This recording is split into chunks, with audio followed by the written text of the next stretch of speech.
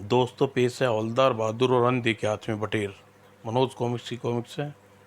ये कवर चित्र है।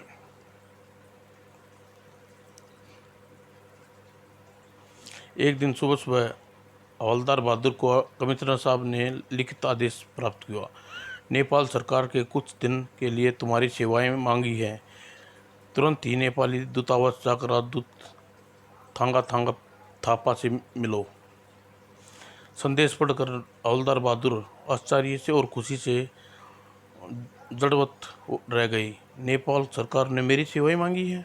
तभी क्या हुआ? ठंड में जम गए क्या? चंपाकली क्या है? कुछ बोलोगे भी? वो पहले पहले मेरे लिए चोटकी तो काट ले। काटी। ओ बस छोड़ दे छोड़ दे छोड़ दे। ई क्यों? मजा आया? चुप कर। मैंने इतनी जोर से काटने को थोड़ी कहा था। क्या कर नाक उखाड़ दी मेरी। दफा हो जाओ यहाँ से। मगर यह तो बता दो, तुम्हें चौकटी क्यों कटवाई? ये दरअसल यह देखना चाहता था कमिश्नर साहब ने यह लिखित आदेश मुझे सपने में प्राप्त तो नहीं हुआ। जानती हो, नेपाल सरकार मेरी सेवाएं मांगी है। हट जा सामने से। मुझे नेपाली दूतावास जाना है। और हवलदार बहादुर अपनी मोपेट पर सवार होकर नेपाली दूतावास में पहुंचे। ओह, यह तो बंद है। ये नहीं हो रही। वह शोर सुनकर दूतावास का चौकीदार उसकी ओर लपका। ओए, बंद कर। इस क्या शोर है? अरे वाह, बंद हो गई। उस्ताद, वाह उस्ताद, तुमने एक पटके में मेरी मोटरसाइकिल बंद दी। मैकेनिक क्या हो?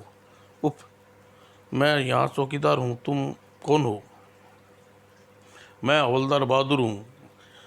तंगा तंगा थापा साहब से मिलने आया हूँ।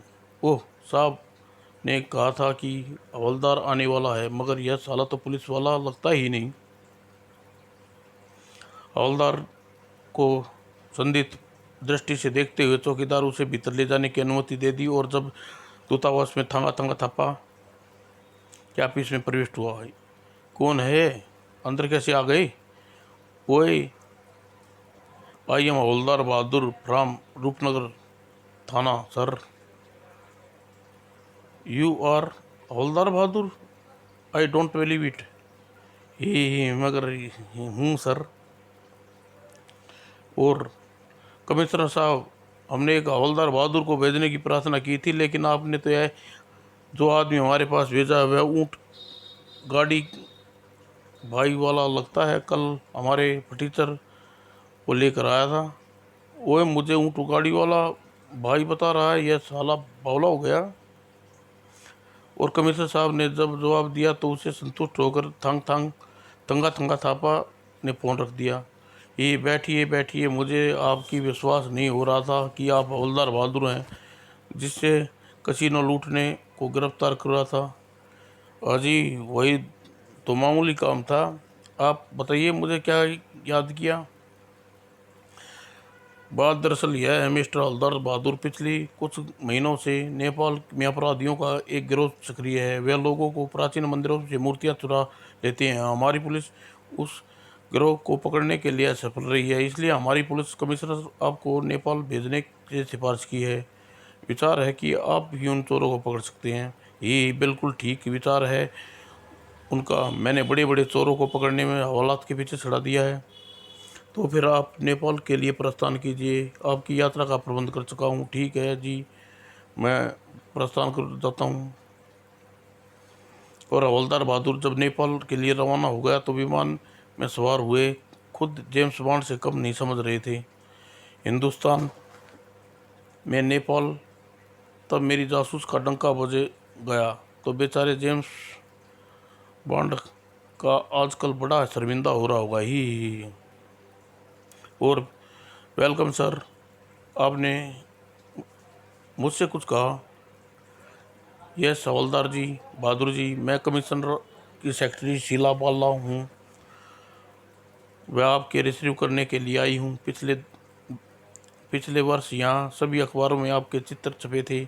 इसलिए आपको देखते ही पहचान लिया। बड़ी मेहरबानी जी आपकी, वरना मुझे बड़े बड़े नहीं पहचान पाते ही। और सिलावाला के साथ सरकारी गाड़ी में रवाना हुए। आप जैसे मशहूर जासूस को देखकर हमारे को बहुत प्रशंसा होती है, सभी को होती है जी।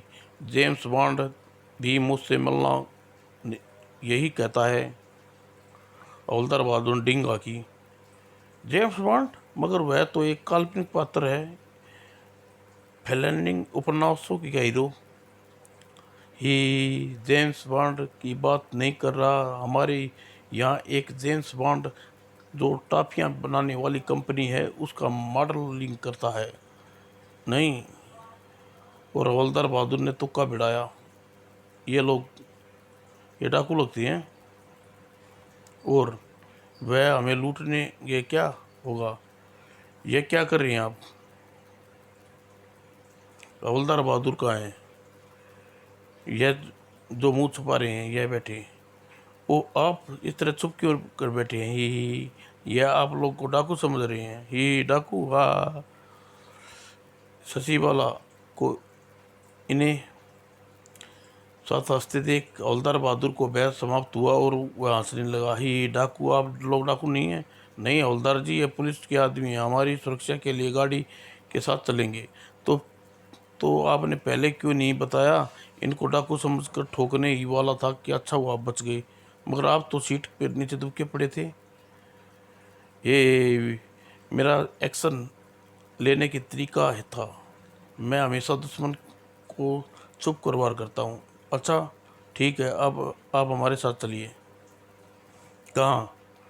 अरे वायरलेस पर कमिश्नर साहब के संदेश मिला है कि इस समय पुलिस चीफ के बंगले पर हैं और आप सीधा वहीं बुलाया है। और कमिश्नर चीफ पर अपने बंगले पर कमिश्नर साहब के साथ बिलियर्ड खेल रहे थे। आपका वह हवलदार अभी तक नहीं पहुंचा कमिश्नर साहब? मैंने उसे यहाँ लाने के लिए आदेश भेज दिया है, वह लोग आते ही होंगे। और तभी ओह, यहाँ गेंद डंडा हो रहा है। व्हाट यार you havildar Bahadur? Yes sir, वही है हवलदार बहादुर। नॉनसेंस, यह बिलियर्ड गेंद का डंडा बोलता है, ये कैसा हवलदार है? ही ये मजाक कर रहा है सर। जी हाँ सर, यह बहुत मजाकिया आदमी है, बहुत चालाक और बहादुर किस्म का पुलिस वाला है। मुझे तो यह पुलिस वाला ही नहीं लगता। क्या बात करते हैं सर, पुलिस तो खानदानी पुलिस वाला हूँ, पिछली 7 पीढ़ियों से पुलिस मेरे अपराधी हैं, दुम दबा करते फिरते हैं, इसलिए तो हमें आपको यहाँ बुलाया है हवलदार बहादुर। नेपाल इन दिनों बहुत से चोरों का उत्पात मचाया हुआ है, तो फिर आप मुझे उन चोरों के पता बताइए, मैं उन्हें पकड़ कर हवाला तो चढ़ा दूंगा। वाट नॉनसेंस, अगर हमें उन चोरों का मालूम होता तो हम तुम्हें बुलाते? पुलिस चीफ ने क्रोध में देखकर पुलिस कमिश्नर को तुरंत बात बताई। सर लेकिन सर, हवलदार बहादुर जी, चोरों के विषय में पूछने की जानकारी देने ही होगी। ये हेडक्वार्टर ले जाता हूँ और केस की फाइल इसे दिखा देता हूँ। वो ठीक है ले जाइए। हवलदार बहादुर जी, पुलिस चीफ से आपकी बहुत प्रशंसा की थी, लेकिन आपने उन पर अच्छा प्रभाव क्यों नहीं छोड़ा? मैं यहाँ कुछ छोड़ने नहीं आया हूँ, चोरों को पकड़ने आया हूँ। हवलदार पहुंचकर कमिश्नर की फाइल उठाकर बहादुर को दे दी और फिर उसे एक होटल में पहुंचा दिया। फाइल जाए भाड़ में, पहले आराम नाक बिस्तर पर नींद ली जाई और बिस्तर पर लेटकर उसने सोचा, मूर्ति चोरों की तलाश करने के लिए मुझे अच्छा तरीका है कि प्राचीन मूर्तियों के खरीदार बनकर यहाँ बदनाम होटलों और क्लबों में घुमा जाए। और शाम को उसने एक सूटकेस और मेकअप का सामान निकाला और तैयार हो गया। ऐसा मेकअप करूँगा कि चोर मुझे धाकड़ तस्कर समझे। और होटल के बाहर आकर उसने एक टैक्सी ली। मुझे किसी ऐसे क्लब में पहुंचा दो जहाँ शहर के बड़े बड़े गुंडे बदमाश आना जाना हो। ये साला खुद को ककड़ी पहलवान और बड़े बड़े बदमाशों के क्लब में जाकर क्या करेगा। और हवलदार बहादुर एक बदनाम क्लब में पहुंचा, जहाँ ठीक उसी 10 नंबर लगते थे। हवलदार ने सीधे एक काउंटर पर पहुंचा। भाई जरा सुनो, पहले अपना हुक्का पीछे करो, मेरी नाक जल जाएगी। इसको हुक्का नहीं पाइप कहते हैं। उल्लू उल्लू उल्लू बोला, तू गुर्र। मुझे भी तेरे पाइप को हुक्का बोलने में उल्लू कहकर हिसाब बराबर कर दिया। ही अच्छा ठीक है, अब जल्दी बोल, क्या चाहिए तेरे को। मुझे एक मूर्ति चाहिए। मूर्ति? ओह, क्या किया तूने? मैंने कुछ नहीं किया। तेरे को मूर्ति की दुकान दिखती है साले, धड़ाक। ओह, किस? फिर मैंने क्या कुछ किया? ओह, अबे ही मैंने कुछ नहीं किया। अबे कौए, इस आदमी पागल है, साले को ठोकर मार कर बाहर फेंक दो। वेटर ने उसे उठाया और बाहर पटक दिया। हाय मेरी कमर।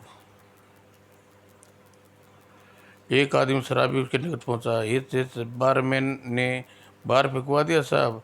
हाँ साला पागल है, मैंने उसे मूर्ति का बारे में पूछा, उसने मुझे घुसा वाला और फेंक दिया। मूर्ति? आपको मूर्ति की तलाश है? तो उठिए मेरे साथ, चलिए मैं आपको दिलाता मूर्ति कहाँ है। और तुम दिखाओगे? आप आइए तो साहब, चल चल बेटा, मुझे तू मूर्ति चोर लगता है। और शराबी उसे ले जाए गोदाम में पहुंचा। यही है मूर्ति, पूरा गिरोह है। ओह साहब, वह गल्लू, यह किसे पकड़ लाया? पकड़ा नहीं लाया उस्ताद, यह खुद तुम्हें देखने आया। क्यों बे, क्या ताजमहल हूँ जो मुझे देखने आया? नहीं नहीं, ये तुम्हें देखने नहीं आया, मैं तो मूर्ति। अरे मैं ही तो मूर्ति हूँ, राम मूर्ति। मेरा नाम बोल। क्या बात है, नाम भी मूर्ति और धंधा भी मूर्ति का? क्या मतलब? मतलब यह है कि मुझे एक मूर्ति खरीदनी है। मैंने सुना है तुम्हारे पास चोरी की मूर्तियाँ हैं, उन्हें खरीदने के लिए देश ले जाना चाहता हूँ। अच्छा अच्छा, तू प्राचीन मूर्ति का तस्कर है? हाँ हाँ, मैं ठीक पहचाना ही। अचानक डिशू। ओए, अबे ओए, यह क्या बदतमीजी है? पकड़ के ले चलो साले तस्कर को, इसे छत पर उल्टा लटका दो। सब ने मिलकर हवलदार को दबोच लिया। ओए छोड़ दे। क्यों, मूर्ति नहीं ले गया? और उल्टा पैर रस्सी पर पटक कर बांध दिया। और अब बता कितनी मूर्ति चाहिए? अरे मुझे नहीं चाहिए, मुझे छोड़ दो। कमीने, जिस देश में मैं रह रहा हूँ उस देश की प्राचीन मूर्ति को खरीदने आया तू? हाय रे, मूर्ति? उस्ताद, इसे पुलिस के हवाले कर देना चाहिए, हमें लगता है ये उन्हीं मंदिरों की मूर्ति चुराती हैं। ठीक कहा, जाकर पुलिस को बुला। ओह, यह लोग तो चोर नहीं है, सारे शराबी ने मरवा दिया मुझे। एक आदमी पुलिस को बुलाने चला गया। ये मूर्ति? उस्ताद, तुम पुलिस को बेकार में कष्ट कर रहे हो, मेरी बात सुनो। और कुछ देर बाद आदमी पुलिस को लेकर पहुंचा। हे क्यों? मूर्ति? उस्ताद, सुना है तुमने किसी तस्कर को पकड़ा है? हाँ साहब, उल्टा लटका दिया साले को। और इंस्पेक्टर साहब, मेरी बात सुनिए, मैं तस्कर नहीं हूँ। तो फिर क्या है तू? मैं तो जासूस मूर्ति चोर को तलाश कर रहा हूँ। यह झूठ बोल रहा है। यह इंस्पेक्टर साहब, यह साला वह चोर मूर्तियाँ खरीदने के लिए लगातार इसने मूर्ति कैसे धंधा करता है कि अपने देश को हानि पहुँचाई। शाबाश मूर्ति उस्ताद, तुमने इसे पकड़कर कानून की मदद करी है। इसकी जासूसी मैं थाने में निकालूंगा। इंस्पेक्टर साहब, आप मेरा विश्वास कीजिए, मैं तस्कर नहीं, हवलदार बहादुर हूँ। हवलदार बहादुर, नीचे उतारो, अभी इसकी हवलदारी निकालता हूँ। हाथ न लगाना इंस्पेक्टर, वरना कमिश्नर साहब से तुम्हारी शिकायत कर दूंगा। इंस्पेक्टर ने नीचे उतारा। इससे पहले चल कमिश्नर साहब को ही बुला लेना। और हवलदार बहादुर इंस्पेक्टर ने उसे सरेआम बहुत समझाने की कोशिश की, मगर कुछ सुनने को तैयार न हुआ और लॉकअप में डाल दिया। सत्यानाश हुआ इस इंस्पेक्टर का। यहाँ मुझे कमिश्नर साहब को छुड़ा सकते हैं, तुरंत उसे खबर करूँ कैसे?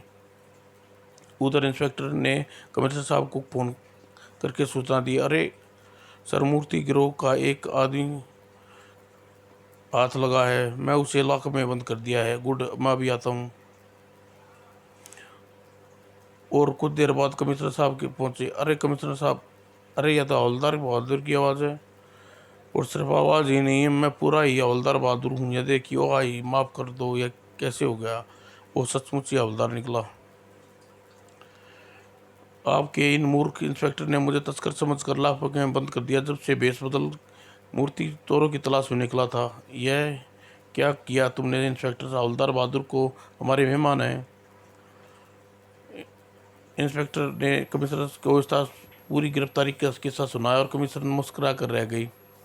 कमिश्नर ने अपनी जीप हवलदार बहादुर को अपने होटल में ले जाकर थोड़ा और कहा, हवलदार जी, मुझे आपके जासूसी करने का तरीका पसंद नहीं आया।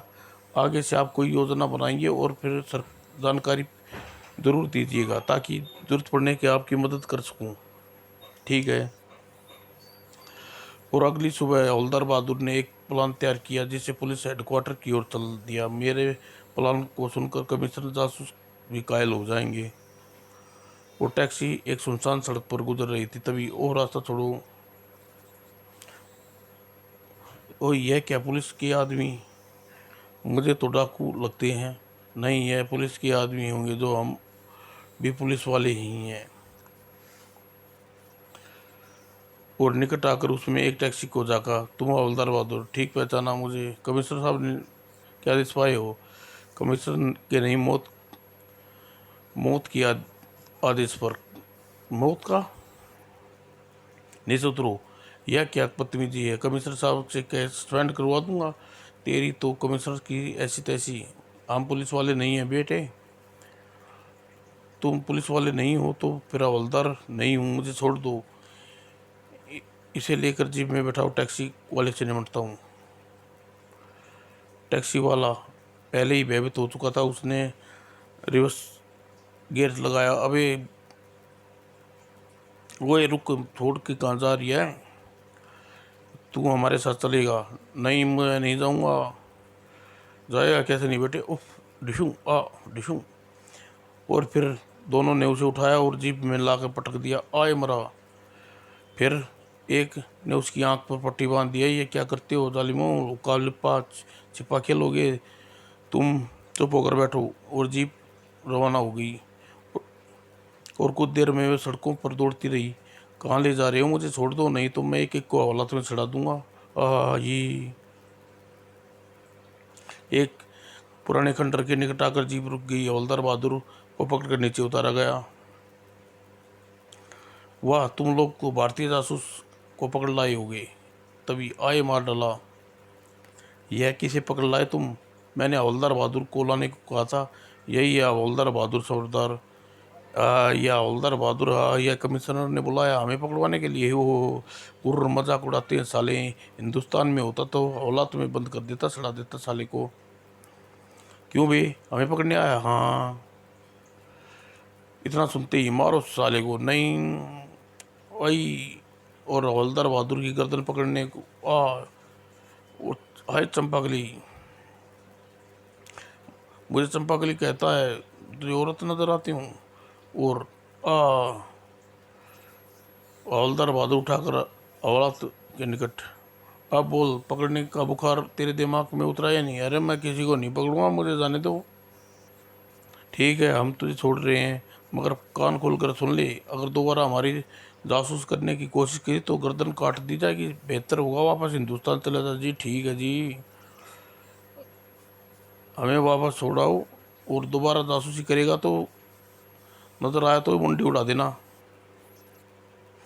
और दोनों हवलदार बहादुर को देख कर चले गए। सरदार, आपने साथी से कहा, हम बेकार में डर रहे थे मुरारी, ये हवलदार तो चिड़ी मार की औलाद निकला, हमें विश्वास है ये वापस हिंदुस्तान चला जाएगा। बहुत डर गया है बेचारा, उसने कोई खतरा नहीं है, आज रात हम अपना काम निपटा लेंगे ही।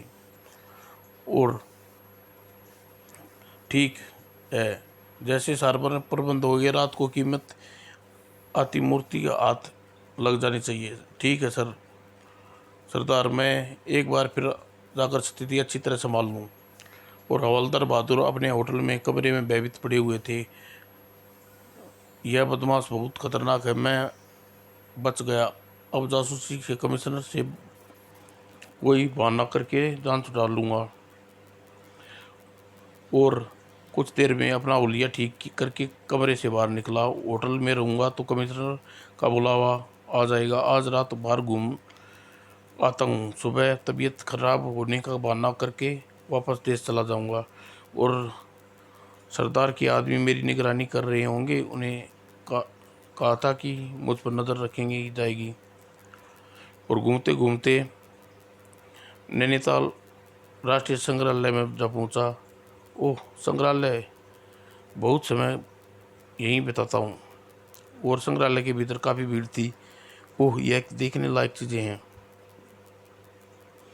हाल के भीतर की एक प्रतिमा के इर्द गिर्द काफ़ी दर्शक खड़े थे। हवलदार बहादुर भी वहाँ पहुँच गया। ओह यह क्या चीज़ है भाई, यह नेपाल की प्राचीन कला का नमूना है। इस तरह की दुर्लभ मूर्तियाँ विश्व में कहीं नहीं मिलेगी। इसमें दुर्लभ क्या है, पत्थर की ऐसी बनी मूर्तियाँ तो बाजार में मिलती हैं। गधी हो, आप प्राचीन कलाकृति को साधन पत्थर समझ मूर्ति के अंतर नहीं होता। जानते हो इस मूर्ति को खरीदने के लिए यूरोप के संग्रहालय से $5 लाख की अप्राई। $5 लाख। ओह यह वही मूर्ति चोर का साथी है। और मुरारी को देख हवलदार बहादुर अपनी धुनाई याद आ गई। अगर इसे आज यहाँ देख लिया तो फिर यही समझेगा मैं इसका पीछा कर रहा हूँ। मुरारी एक जगह खड़ा होकर चारों तरफ देख रहा था, जैसे किसी को ढूंढ रहा हो। लगता है या मुझे ही ढूंढ रहा है, इसकी नज़रों से बचना हुआ। बस एक बार मुरारी की पीठ उसकी देख ले और सीढ़ी के ऊपर लपक गया। ऊपर जाकर सबकी नज़रों से बच सकता हूँ। और सीढ़ी ऊपर चढ़ते कमरे में था, यहीं छुप जाता हूँ। आई यह सब क्या है। दर्शक के साथ गार्ड भी था और दर्शकों को पता रहा था यह रोमन युद्ध जिहिर कतर है। हमें नेपाल महाराज के रोम की यात्रा पर गए तो इसे संग्रहालय में उन्हें भेंट किया था। दर्शक का वह दल कुछ ही देर में वहाँ कमरे से बाहर निकल गया। हवलदार बहादुर ने अकेले में रह गई। मैं अभी बाहर नहीं जा पाऊँगा, वह बदमाश देख लेगा, मेरी मुंडी काट जाएगा। तभी उसकी निगाह कोने में पड़े एक अलमारी पर पड़ी, जिसकी ओट में कुर्सी खड़ी थी। ओह कुछ देर यहाँ बैठता हूँ। और वह दुबक कर कुर्सी पर बैठ गया और आराम करते करते वह नींद आदत अनुसार वह उगने लगा और कुछ देर में सो गया। और शाम को संग्रहालय बंद होने का जिधर बकरों वाले कमरे में सोते हुए हवलदार को किसी की नज़र न पड़ी। और उधर अंदर ही दूसरी धुर्री में खींच लिया। ओह अंदर ही कूद कर धुरी को मैंने ऊपर खींच लिया। आह। और उधर हवलदार बहादुर अकेले बैठे बैठे उब गई। उन्हें एक खुरापात सूझी, रोमन योद्धा, यह जिगरबंद पहनकर देखना चाहिए। वह लोग इसे पहनते कैसे होंगे। अरे बाप रे, यह तो बहुत भारी है। बड़ी कठिनाई से वह जिगरबंद अपने शरीर पर चढ़ाकर सफल हो गया। हाँ अब ये कौन योद्धा लग रहा। अब जरा चल कर देखता हूँ। और कदम उठाए जाते हैं। और चल, अरे यह आवाज़ कैसी। नीचे कुछ गड़बड़ आवाज़ सुनाई दी। हवलदार बहादुर चौंका और नीचे कोई शायद पहरेदार है। अगर मैं चीखा तो चलकर देखना चाहिए। Cut cut cut cut. और जेरबंद के जूतों के कारण चलने में अजीब सी आवाज़ उत्पन्न हो रही थी। वो दरवाज़ों के बाहर निकलकर सीढ़ियों के किनारे पकड़ पहुंचा। अरे यह देखो, दुर्लभ मूर्ति उठा रहे हैं। और तभी अचानक संतुलन बिगड़ा। अरे यह क्या चीज़ है मुरली? पता नहीं सरदार।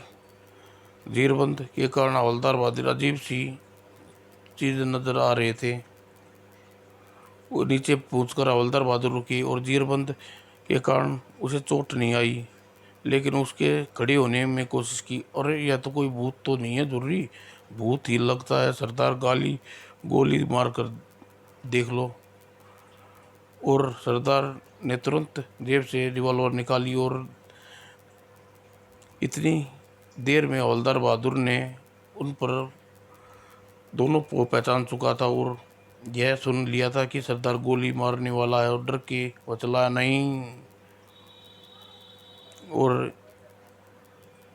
इतनी चीख में घबरा फायर कर दिया दाएं और गोली फौलादी जिगरबंद से टकराई और पलक झपकते ही हवलदार बहादुर की सिट्टी पिट्टी गुम हो गई। लेकिन जैसे ही वह एहसास हुआ कि वह बख्तरबंद के कारण उसकी जान बच गई, उसने खुशी का ठहाका लगाया, हा हा हा। और उसको अपनी ओर बढ़ते देख सरदार और मुरली की हालत कर पतली हुई। सरदार यह तो गोली का भी असर नहीं हो रहा, भागो मुरली। और उसके सामने उनने भागने के लिए हवलदार बहादुर के निकट से हाथ घुमाया और सरदार ने पलट कर अपना भागना चाहे वह मूर्ति के एंड से टकराया और मूर्ति उसके सिर पर गिरी और वह वहीं पड़ा रहा। और कुछ देर में हवलदार बहादुर वहीं रहा। ओह, अब इन दोनों को चौकीदार को बेहोश कर दिया था और यह मूर्ति चुरा कर भागने वाले थे। अब समझा, शाम को यह बदमाश मुझे ढूंढने नहीं आए, बल्कि मूर्ति चुराने का चक्कर चलाने आए थे। फिर स्वयं ही उसके मुख से ठहाका निकला, हा, यह भाग गए, मेरा साथ दिया। मैं तो डर कर यहाँ छुपा था। यह बात बन गई, भगवान वाह, तेरे भी जवाब नहीं। और उधर सरदार खबरदार चलाई हुई गोली की आवाज़ सुनकर बाहर चौकीदार ने सुन ली और वह भी इतराए, यह कौन है? डरो नहीं, मैं हवलदार बहादुर हूँ। देखो, मैंने मूर्ति चोरों के दो साथियों को खाट खड़ी कर दी है। वो चौकीदार ने समझ में कुछ नहीं आया, लेकिन उन्होंने तुरंत ही पुलिस को सूचना दी और कुछ ही देर में पुलिस वहाँ पहुँच गई। कमिश्नर साहब ने पुलिस पार्टी के साथ आए हुए थे। यह सब क्या है हवलदार बहादुर? ये मेरी जासूसी का कमाल है जी, हे। और सरदार और मुरली ने पुलिस वालों के सामने स्वीकार कर लिया कि वही मंदिरों के और संग्रहालय से मूर्ति चुराते थे। अगले दिन नेपाल के अखबारों में मूर्ति चोर गिरोह की गिरफ्तारी का समाचार हवलदार बहादुर की कारनामे के साथ छपा था। 3 तेलंगे। अगली कॉमिक्स है हवलदार बहादुर की।